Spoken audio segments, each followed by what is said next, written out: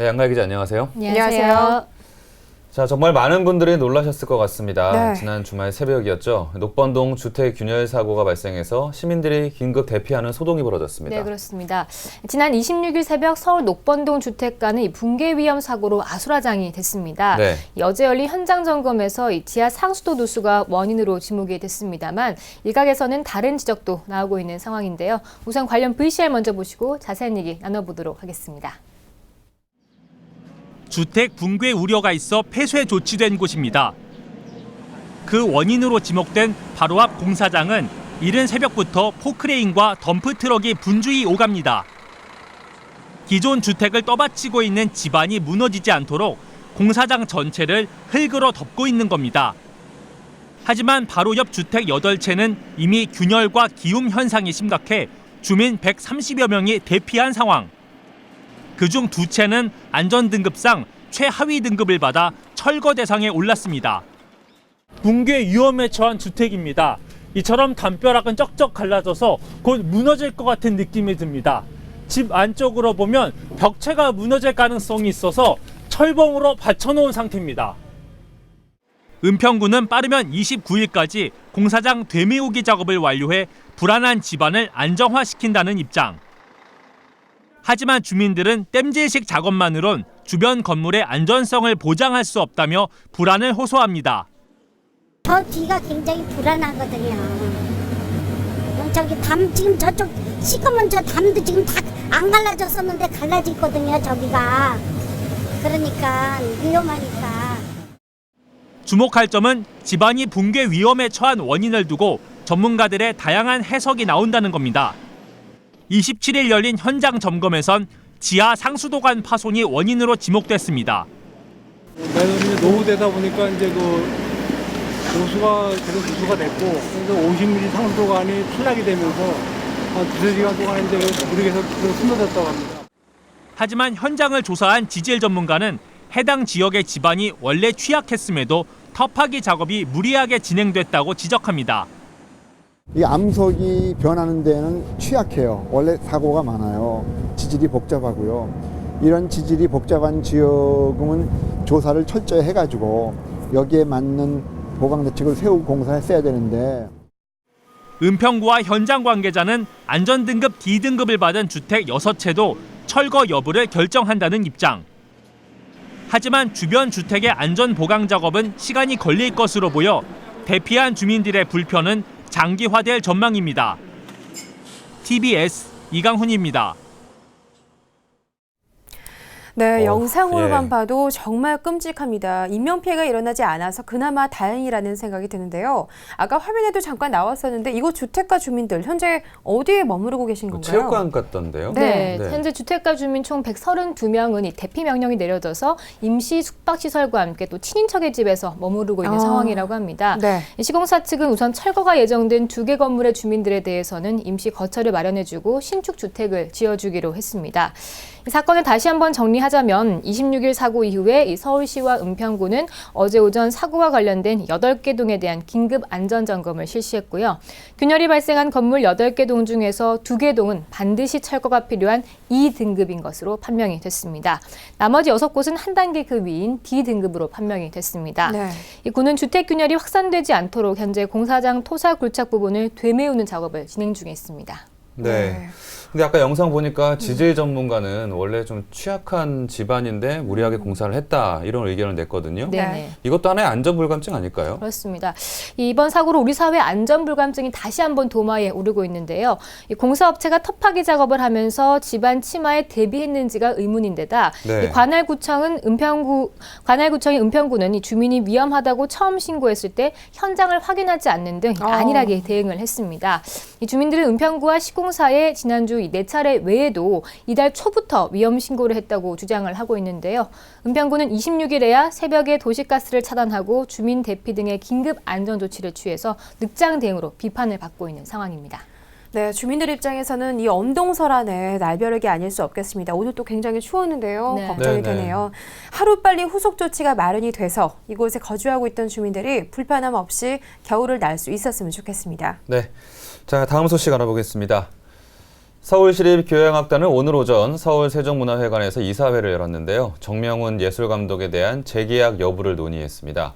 이사회에서 재계약은 일단 보류하기로 했다고 하죠? 네, 이 서울시향 이사회는 오늘 세종문화회관에서 열린 이사회에서 정 예술감독이 임기 3년의 예술감독직을 맡는 내용의 예술감독 추천 및 재계약 체결안을 상정했지만 이 결론을 내지 못하고 내년 1월 중순에 다시 이사회를 열어서 재논의하기로 했습니다. 네. 최영식 서울시향 대표는 보류 이유에 대해서 이유를 말하면 계약 조건에 대해 말하는 것이 되기 때문에 현재는 밝히기가 어렵다면서 구체적인 내용에 대해서는 함구했는데요.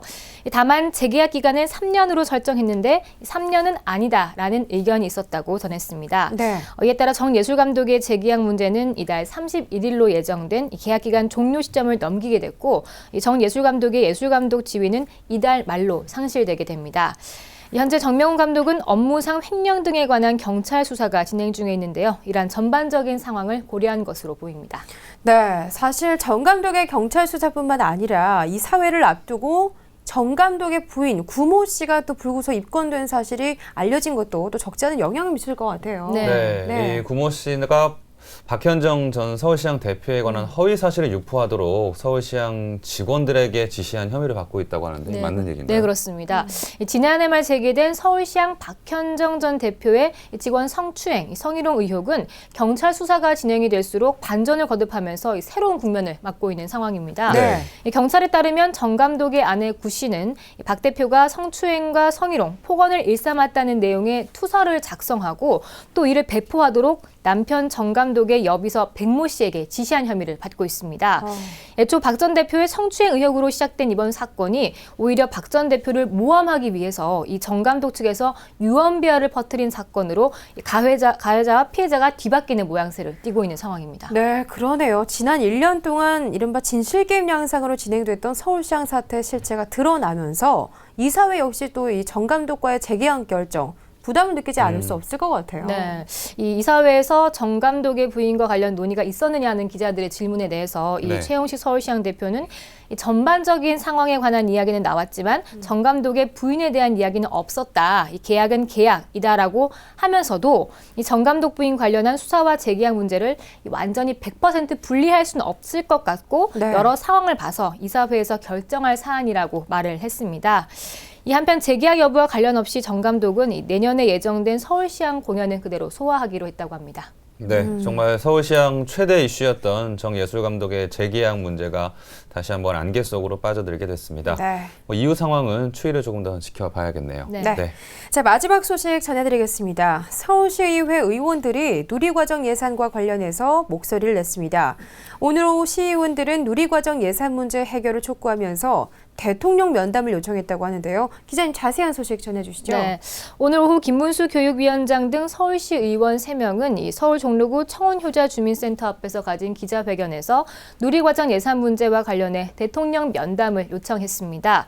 이 면담 요구는 받아들여지지 않았는데요. 대신에 서울시의회 측은 이 같은 내용의 건의사항 문서를 박래학 의장 등의 명의로 전달을 했습니다. 이 건의서에는 현재 중앙정부가 시도교육청의 재정 상태를 고려하지 않은 채 누리과정 재원을 지방교육재정교부금으로 해결하라고 있는 상황은 결국 지방교육재정의 파탄으로 이어져서 초중고 교육의 붕괴를 가져올 수 있다는 입장을 담았습니다. 네. 또한 누리과정 예산 해결을 촉구하는 구체적인 방안들도 제시를 했는데요. 우선 현재 누리과정 예산의 시도교육청 부담을 의무화하기 위해 계약된 지방재정법 시행령을 조속히 개정을 해서 누리과정 사업을 국고보조금으로 추진할 것을 요구했습니다. 또한 긴급재원 마련 등의 대책을 강구할 것을 제안을 했는데요. 올해 시도교육청은 누리과정 예산이 부족해서 1조 원 규모의 지방채를 발행해서 충당을 했는데 내년과 같은 2016년의 경우는 누리과정 예산이 더욱더 증가함에도 불구하고 국고목적 예비비는 3천억밖에 편성이 되지 않아서 결국 더 많은 지방채를 발행해야 하는 상황이 됐습니다. 그래서 시의원들은 서울시 교육청만 하더라도 지금 부채가 3조 원을 넘어선 상황에서 지방채 발행은 교육재정의 근간이 흔들릴 것이라고 우려를 표했는데요.